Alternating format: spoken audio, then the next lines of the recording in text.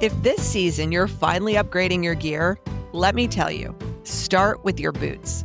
Ski Haus makes it easy with custom boot fittings that actually change how you ski and how you feel at the end of the day. No more numb toes, no more fighting your turns. And while you're there, it's the perfect time to upgrade your skis or snowboard too. The team at Ski Haus really listens. Whether you're chasing powder or cruising groomers, better fit and better gear means more fun on the mountain. They've got locations in Woburn and Framingham, Mass, and tax-free Salem, New Hampshire. Just head to skihaus.com, that's skihaus.com, to check store hours and directions. And be sure to check the show notes for a special offer for ski moms from Ski Haus. Welcome back to the Ski Moms podcast. It's season 5 and we're hitting the slopes. We're sharing real, unfiltered stories of motherhood on the snow. From conquering the bunny hill with toddlers to squeezing in your own powder days, this season celebrates every type of ski mom. Thanks for joining us. We've got a great season lined up, and be sure to subscribe so you never miss an episode. The Ski Moms are back, and today we are talking with Kristin Ruud. She is the founder of Northern Classics. Sarah and I have both just completely fallen head over heels for this brand. It's an outdoor clothing brand that blends timeless style with practical needs and a touch of technicality. We all want to keep our kids warm and dry, of course, with the needs of busy families, especially those who spend their winters on the slopes. So welcome, Kristin. Thank you so much, Nicole. I'm happy to be here. Well, we always love to start with a good origin story. Tell us about where and when your family or you got introduced to skiing. Absolutely. So I was introduced to skiing, I probably was about 5 years old. I was really fortunate. I grew up in a family that loved downhill skiing. And my grandpa was a big skier, and both of my parents skied. And I just have the best memories growing up skiing. And, it was a time when my family could really connect, and we'd be outdoors and there were very few distractions. So I just have all these amazing memories and conversations that were had on the ski hill. And where was that you learned and started with your family? Probably at the local hill. I'm based in Grand Rapids, Michigan, and it was probably at our local hill, Cannonsburg. And then we went to Northern Michigan up to Crystal and Boyne often. Probably mid-elementary school is when I first went out west. And, as soon as you go out west, it's hard to come back to Michigan skiing. But we were pretty fortunate. My parents always prioritized it, and we at least went out to the Rockies once a year from then on for most of my childhood. So we would love to hear about your career path. What led you to founding Northern Classics, and just walk us through that? Well, my career path is not necessarily linear. I went into finance. I went to University of Michigan's business school, and I went into finance, worked in financial consulting for several years, and then moved to hedge fund management. And then I moved to commercial construction. I actually started working for my family's business back in Grand Rapids and was there for about 5 years. My husband joined that company as well. And when 2020 hit, we had kind of said we'd work together for 10 years, my husband and I. We had since purchased it for my parents. We said we'd work together for 10 years and then I'd go start something, because I had always kind of had this entrepreneurial bug. And COVID fast forwarded that a little bit. I will say I was always looking for ideas, and I had my notebook of kind of entrepreneurial ideas always going. So in 2018, I welcomed boy-girl twins.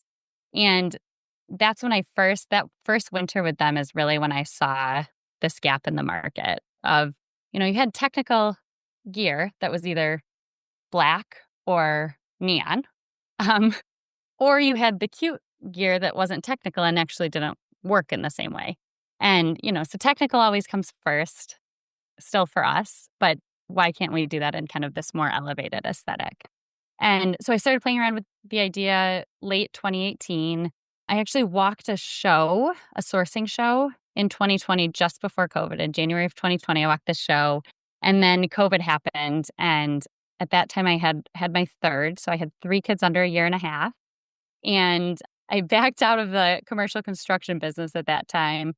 This idea really started as a hobby that I do on nights and weekends. And it was kind of my outlet, surviving COVID with all these young kids. And sure enough, it We launched in fall of 2022 and have just seen great growth since. So it's been a really fun journey. This is one of the moments I'm sad that this is not a visual platform because Sarah and I are just like our eyes are popping and we, both of us just viscerally reacted when you said 3 under 3 during COVID. We were just able to take ourselves into your shoes for a moment there. And necessity really is the mother of invention. And Michigan moms don't play when it comes to the cold. The Midwest moms, you have to deal with it a lot. And it's not just like going to the mountain. It's like getting to school.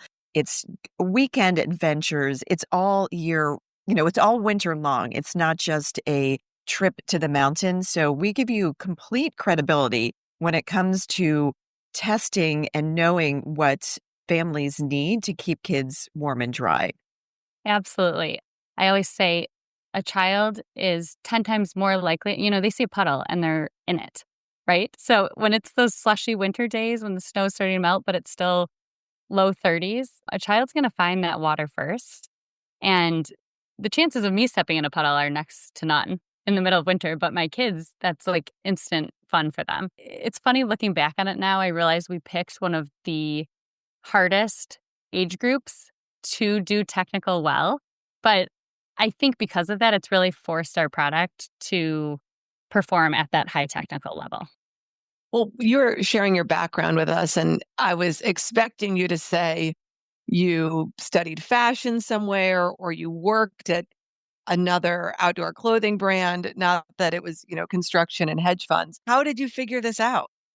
Well, I think you get pretty comfortable asking silly questions and kind of stepping out of your comfort zone. I feel really fortunate. The designer that we still work with, I had put up a post on a site called Upwork, and you look for freelance designers. And I put up a technical or a textile designer post to try to find help actually putting pen to paper. I had a lot of the ideas, but didn't know how to make it actually happen. And I'm scanning through the applicants. I had over 200 people apply for it. It was amazing.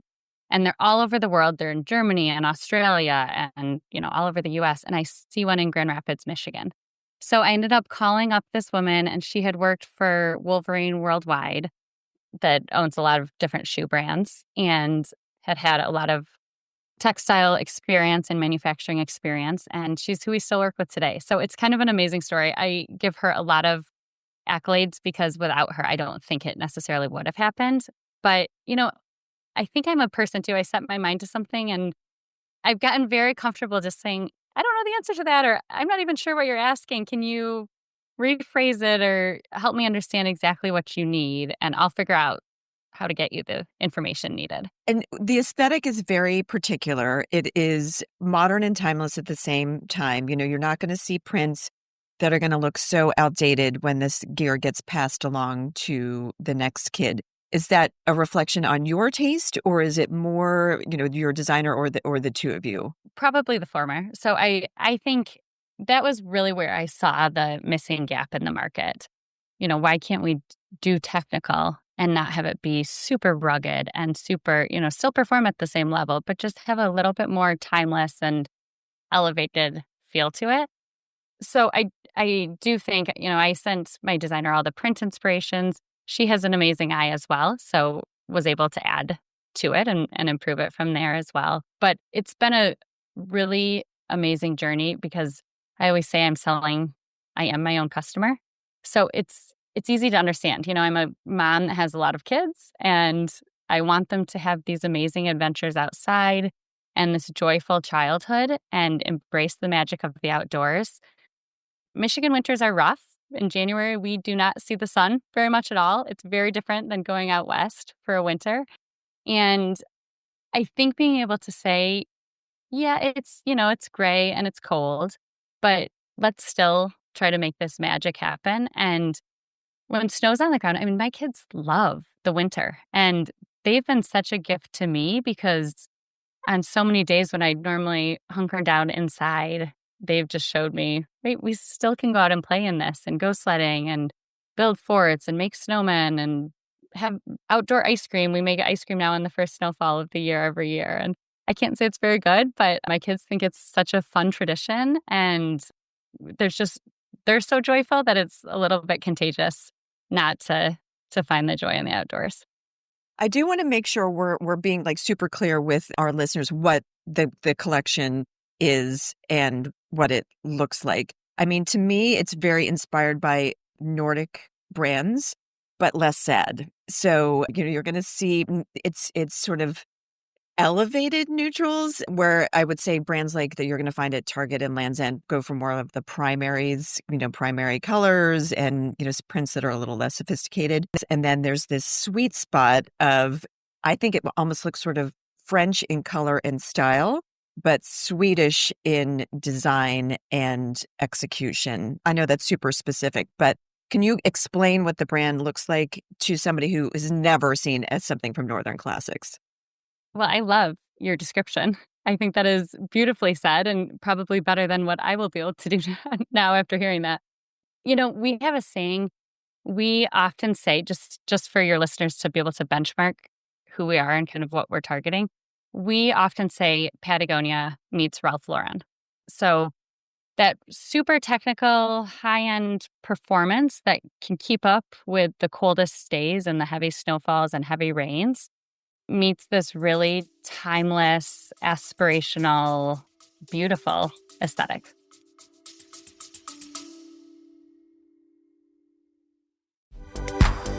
On our recent trip to Deer Valley, we didn't bring skis. Ski butlers got us set up right at the Grand Hyatt. No dragging gear through the airport, no rental lines, no wasted time. Just land, ski, repeat. If you're heading to Utah and still lugging your skis, it might be time to upgrade how you travel. Ski moms can save 20% on their reservations with our exclusive link found in the show notes.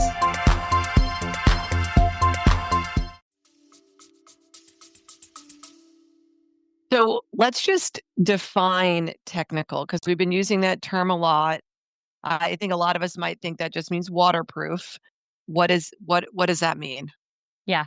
So waterproof is a big piece of it, but there's a lot of layers even within waterproof. So we have 15K waterproof rating, which there's a whole very technical test in laboratories that gives you that numeric value. Most technical ski brands for kids are a 10K waterproof rating. That's kind of where the higher tech brands start. So that's just in our shell fabrics. Then what happens is we actually have to have tape behind all of our seams so that no water can seep in through the seams. We use Primaloft insulation, which is known for warmth without the bulk. So it's interesting. We've had, especially when we launched, a lot of customers would get our pieces and they're not the big, heavy coats where you see Randy from Christmas Story wearing, where he can't move. You're really paying for the technology of that insulation. So it is a little bit thinner to feel. And what is actually happening is there's gaps within the layers of insulation that hold little air pockets in and hold heat in. So that's a big piece of what makes us technical. And then there's a lot of just really small things, articulated knees so kids can move and play. We have an amazing feature that is really new to the market and customers have just raved about. We have a loop on the forearm that our mittens actually connect through. So on the forearm of a coat, it's just a little loop, and inside our mittens, we've got a little snap that feeds through that. So I'm a mom of 4 now, and my kids keep their mittens attached all year round. They're just hanging. They sit far enough back that they're not really in the way if they want to use their hands, but they're just hanging on their forearms. When they come in from outside, we hang up the coats and the mittens just hang on the forearms. So then the next day when we're trying to get out the door, you're not chasing around 8 individual mittens. You've got them all connected and the garment has hung overnight to dry. And honestly, with our shell fabrics, there's not much drying needed, which is a blessing. So there's the technical performance, which is like against the elements, right? But then we've also tried to layer in all these functional pieces of just ease of use. And can a child who's young get their mittens on and off themselves? And how empowering that is to a young child playing out in the snow. where that mitten clip idea started, I had, as I mentioned, the 3 kids under 1.5. I ended up having a fourth 2 years later. So I had 4 kids under 4. And I was so frustrated all winter because they'd take off their mittens, they'd go outside and want to use their hands. They're too little to understand you need those on. But then I'd be chasing mittens all over the yard. And You needed hundreds of mittens. I mean, and you buy these high performing mittens and they're, when they're really expensive off the bat, you don't I'd be want to putting air tags new in ones. all the That's mittens. what, yeah. Hundreds That's actually a genius idea too. hundreds of air tags. Yeah, exactly. And I want to talk about your snow pant for a minute. I'm guessing that this is one of your hero products in the line. It's kind of an iconic, and for ski moms and snowboarding moms out there, it's it's the essential piece. Jackets can kind of come and go, but your snow pant is your workhorse. Tell us a little bit about why your snow pant is superior to others on the market. Yeah. So, I've put my snow pants on my kids now for 5 years and told them, go break these. Go try to be as hard as you can on these snow pants. And we've really improved the design year over year. 2 areas of, we found weak points on them and we're able to add reinforcement. So we have all reinforced knees. We have the articulated knees for movement. We have the zippered gusseted hems. So when you're trying to get them over a ski boot, you can actually flare out the pant a little bit. We do have the gaiters that pull down over the boots. We have the strap that can go under your foot. If you choose to use that, it is removable if you don't like that. And then all of our snow pants today are bib style. And, we played around with just having pants standalone. But again, these kids are the first to go lay in the snow and roll in the snow. And just from a functionality standpoint, we said, no, it's got to go all the way up to have that added protection. So walk us through what are the other, your whole product offering, so we know what we're looking for when we get to the site. Absolutely. Yes. So snow pants are kind of what goes on first. Then we have the coat that goes over top, all coordinated prints and colorways. So you can do a mix and match between those or consistent, the whole way through, either print or solid colors. And then we have all the accessories as well. So we have technical ski mittens. We have cable knit hats that are just beautiful. Actually, our hats this year, they feel like cashmere. We're so excited about them. And we added some little faux fur poms and some of the girls' colors. And then we have little neck gaiters, neck warmers. We have Sherpa ones. And then we also have some that have our prints on them. So we've tried to make it a one-stop shop for parents to come. Aside from footwear, which we don't offer today, we really can outfit the whole exterior of a child for those cold winter days. And for the super littles, you have snow suits, kind of the all in one. We do have some snowsuits. We are cutting back on those, actually. What we've found is, I think as a child, when they're really young, at 6 months, oftentimes they're still just in a carrier or the stroller and have blankets kind of tucked in around them. We start our sizing at 12 months, 1T, for snow pants and coats. And what we found is most parents still want a winter coat for a young child, just for running errands around town, and they don't necessarily want to have that bunting to have to put them on just to run around town.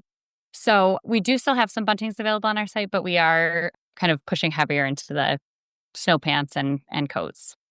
So you're talking a lot about feedback from your community and your customers. How do you get that feedback? Oh, in all kinds of ways. I feel really fortunate. We have an amazing group of friends that kind of started that feedback loop, and I've been very comfortable reaching out to them. We do multiple surveys actually every year as we're designing the next line on aesthetics, functionality, buying habits. So that's an amazing community that we have just of close friends and family. We ended up, fortunately, being able to work with a group of MBA students at University of Michigan this last spring. And they do these multidisciplinary action projects. And we can give them any problem and they kind of go out and solve it. So they put together a bunch of different focus groups and surveys and did all kinds of market research for us that was just pretty amazing. And they were an unbelievable group to work with. And then we really try to have open lines of communication with our customers. So we're always, if someone sends us a DM and they seem open to sharing feedback, we're always asking them to elaborate on that, just because our goal is to always make the product better. And really the community has helped shape some of that feedback as well through reviews, through even just reaching out to our info@northernclassics.com email address.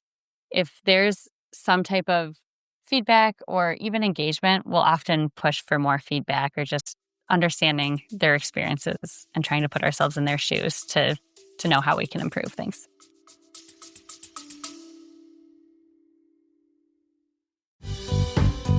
If your child lives for mountain biking and is constantly pushing their limits on two wheels, we've found the summer experience that truly checks every box.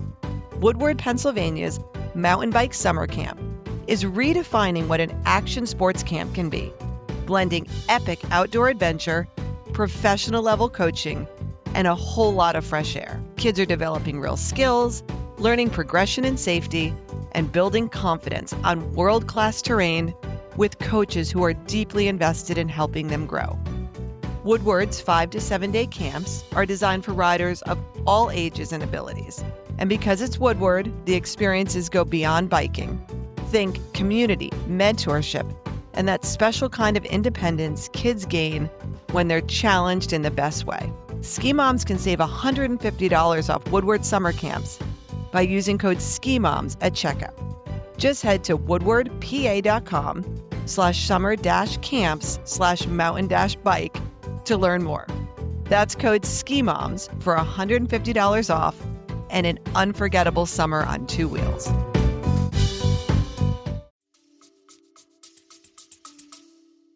And tell us a little bit about, is there a sustainability aspect to your products and the company as well? Yes. So we use all of our insulation is 100% recycled. We've tested some different shell fabrics to try to get those more on the recycled line. And then one thing we're really focused on, we're trying to build a product that can be passed down generation to generation. So, through multiple siblings, or last year we were very fortunate we were able to donate some products to our local school systems. And we hope that they can just be kind of this recurring used product in the school for years to come.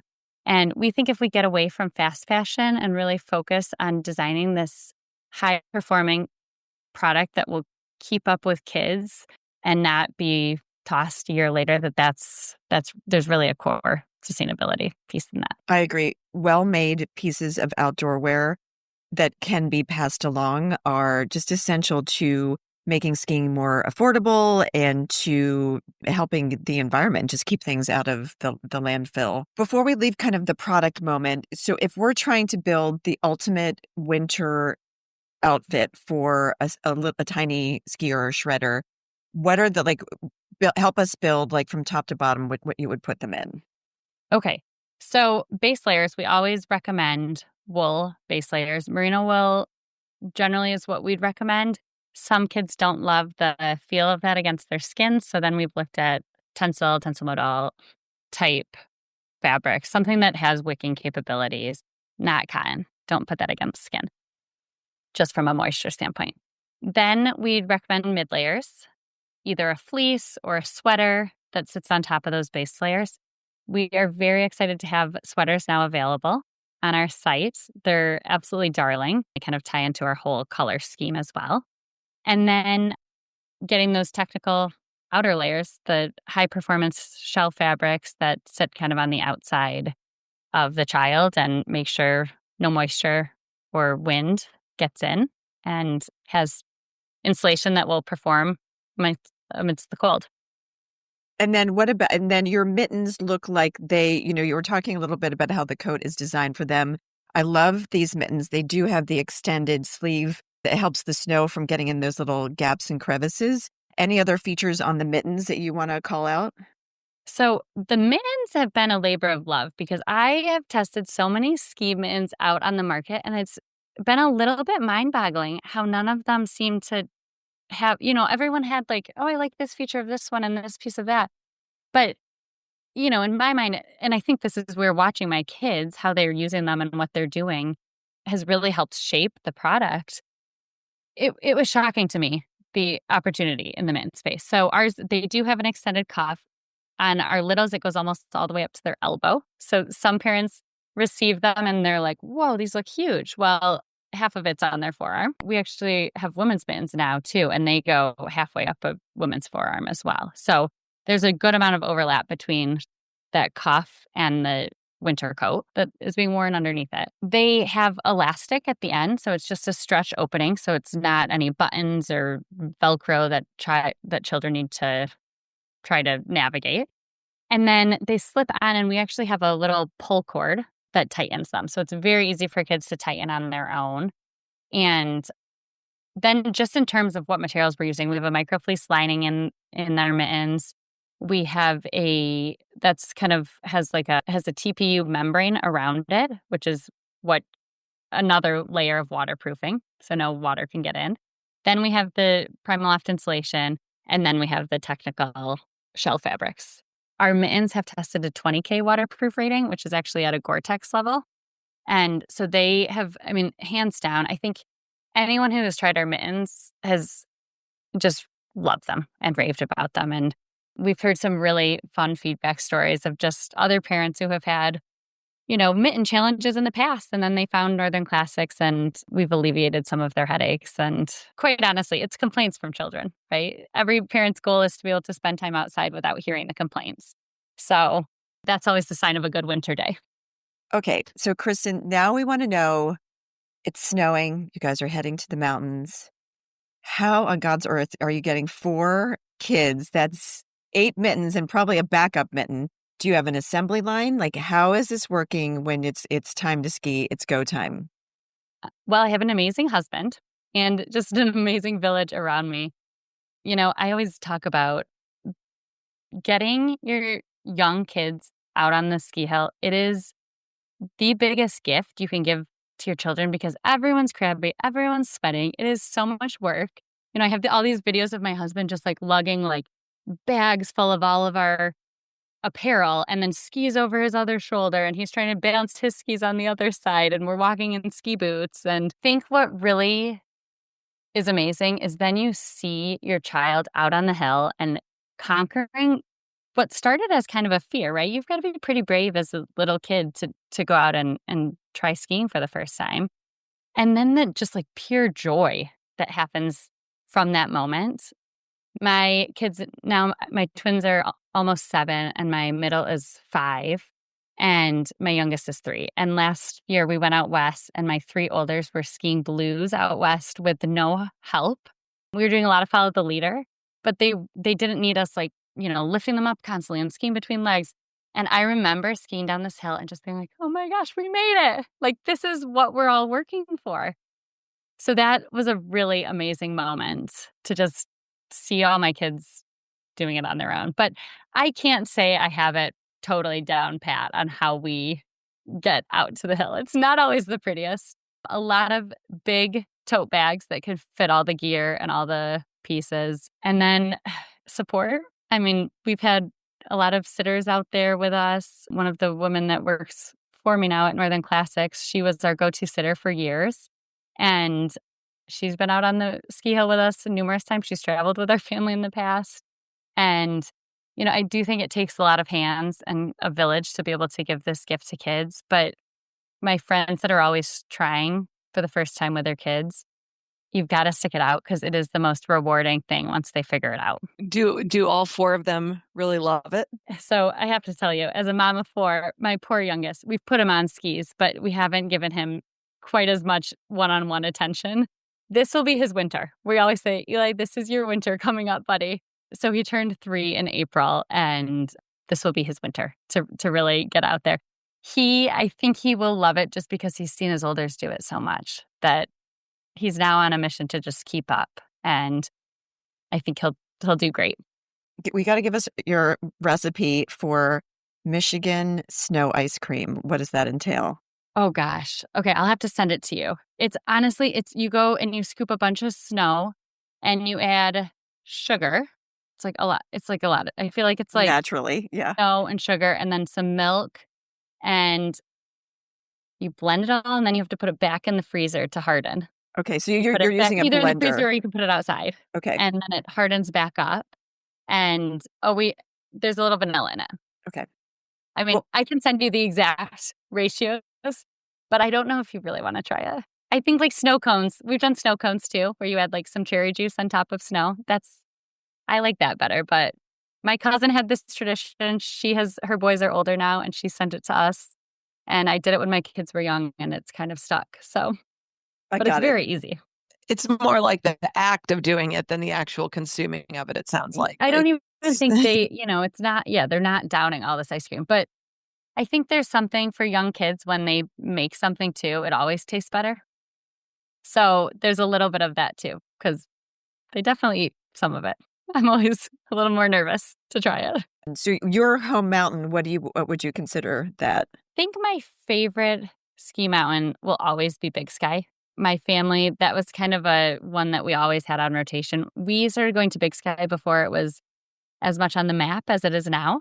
So I have these great memories of it being kind of empty and always amazing skiing. So that's probably top of my list. I also was very fortunate. My grandpa would go with a group of his friends out to Aspen every year.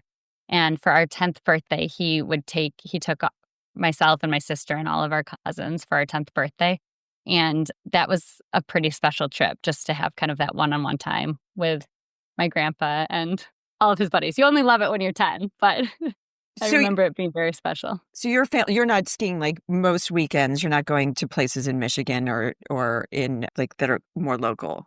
So local, we do Boyne and we do Crystal Mountain in northern Michigan and Shanty Creek.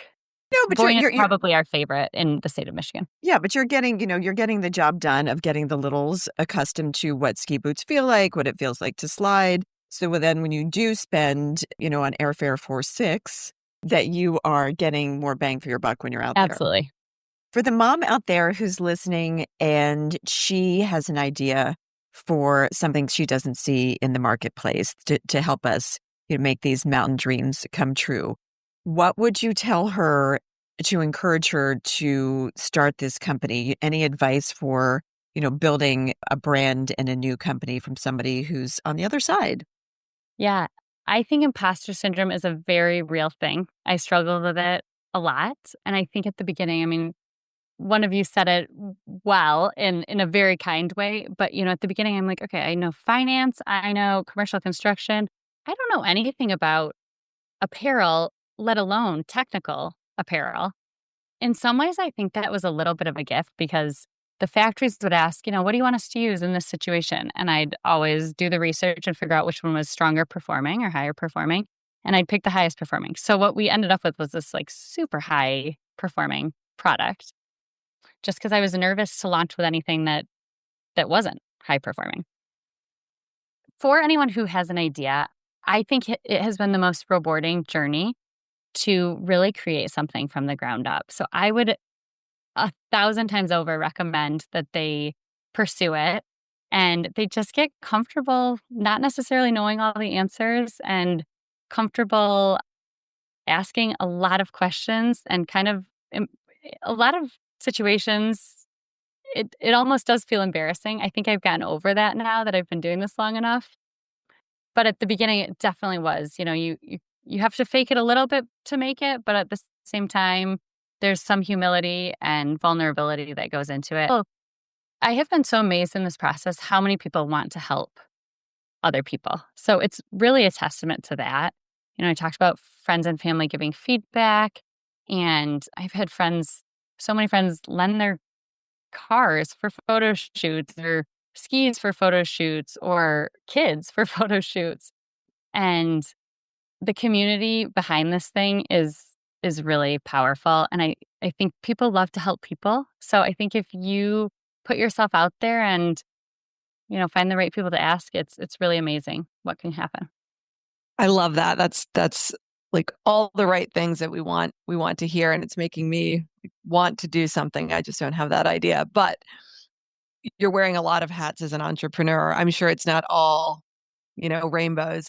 How do you find the balance between all the hats you're wearing with Northern Classics and then with your family and yourself? Yeah, the juggle is not for the faint of heart. I will say that. And I think I often have to remind myself, my husband is thankfully very, very good about seeing this. He always says to me, you're doing something you are so passionate about and something that you see such a purpose in of bringing these joyful moments and this magic to childhood. And he always says, look at the example you're setting for our kids, right? They're seeing their mom work in a business that she loves and with people she loves and a product she loves. So I often have to, on the hard days, I remind myself of that is, there's a different example being played out here. I try really hard to keep my kids at the forefront. I mean, they were the inspiration behind this brand and they will always come first. So when, I'm up against a very hard decision of which one I need to spend the time on, my kids will win 99% of the time. I also think that my daughter, when she was 5, so a year ago, she started saying, Mom, when I get older, I want to work for Northern Classics. And there's something pretty amazing about that, to see your children as passionate about it as you are too, that gives it a little bit of life too. But there's definitely hard days in there that you need to remind yourself of that. And how does it feel when you see one of your designs out in the wild? It's not one of your friends. What goes through your brain? And do you tell them, I made that? Oh, it's such a pinch me moment. Last year we were skiing out west and I took pictures of this. I mean, this family probably thought I was nuts. I took pictures across. We were in the cafeteria of a resort and I'm like taking pictures of this family and I'm like sending it to all my coworkers and I'm saying, look at all that. Like, look at it. This is our design. This was my first time seeing it in the wild, not in West Michigan, I will say. But I went up to the family and of course the mom was in the bathroom, but she's there with her aunt or really good friend. And we start chatting and it was it's a pinch me moment. I mean, just to see something you created where it's one thing for friends and family to support you, but when you start getting all these orders from people that you don't know who they are and they still can see the product and believe in the business, it's really amazing. But yeah, I was like stalking this girl, trying to get over to her seat. And I did ask her mom, I was like, do you care if we take a picture together just so I can document the moment? And it's very fun. I'm going to tell a little story. David and I were skiing this past summer in Portillo. I went to the bathroom and there was this lovely family from Texas sitting next to us and he was chatting them up. And he's like, oh, how did you find Portillo? And she said, oh, I listened to this podcast. These ski moms have this great podcast about travel and skiing. And that's why we're here. And he's like, that's my wife. She's in the bathroom right now. And she's like, you're married to the ski mom? And he was so proud. But a good supportive husband does go a long way. That is so amazing. I know. I always say my husband is far better at selling this stuff than I am because I think there's some humility where it's a little bit, it feels a little self-serving to talk about it too much as yourself. But my husband's the first to tell new people, which is always fun. So what a fun story. That's amazing. But I'm sure after hearing this, a lot of people are going to want to look at this and maybe touch and feel these awesome items. I know I'm getting these mittens because when you were describing the kids ones, I literally thought to myself, I want those. And then you said you now have adult mittens. So I'm getting those. I need some new ones. Can we find the product only online? Where can we go to look around? Yeah. So we sell on our website, northernclassics.com. We do offer free shipping over a certain dollar amount as well as free returns. So if you're just looking to try it, that would be a great way to do it. We do sell through Bloomingdale's and Nordstrom, as well as Over the Moon and Maisonette and Janie and Jack. And then we are in a couple REI stores as well and some smaller ski shops all over the country. But we're trying to do a little bit more of a wholesale push and excited to hopefully be in more stores across the country as well. And we always love to finish at the end of the day talking about what your après ski tradition looks like. And let's do 2 versions. We'll do one when you're taking, the kids, they've had the great ski day and it's more of a family affair. And let's just say you've been able to create like more of a getaway that's adult. Like what would that look like for you? Okay, so without kids. Okay. So I think with or without kids, it always starts with a hot tub, right? At the end of the day, there's like nothing better than taking your ski boots off and getting into a hot tub and kind of like relaxing. I love champagne, so mine would always include bubbles as well. That's generally with or without my kids. And we will sometimes do sparkling grape juice if the kids are there just to make it feel festive for them. But usually they'll opt for hot cocoa anyways. And then, I love a nice dinner. I very much love like the feel and the life of kind of that ski luxury world. So we love a nice dinner, but I will say I'm often tired, so I'm in bed early. I can't say I'm going out super late anymore, but love it when it happens maybe once a year, a little bit later night. Hey, Ski Moms, we hope you enjoyed today's episode and got some great tips for your next family ski adventure. If you had as much fun listening as we did making this episode, we'd love for you to hit that subscribe button so you never miss out on our latest episodes. And don't forget to rate and review us. Your feedback helps us bring you more of the content you love and helps other ski moms find our podcast. Plus, we love hearing from you. So whether you're on the slopes or just dreaming of your next snowy getaway, stay connected with us. Follow us on social media, share your favorite episodes with your friends, and let's keep this awesome community growing. Planning your next mountain holiday? Skip the crowded platforms and check out Ski Mom Family Rentals, a trusted space to find family-friendly homes in ski towns across North America. And if you're a homeowner, it's a smart way to get your property in front of like-minded ski families without the big fees.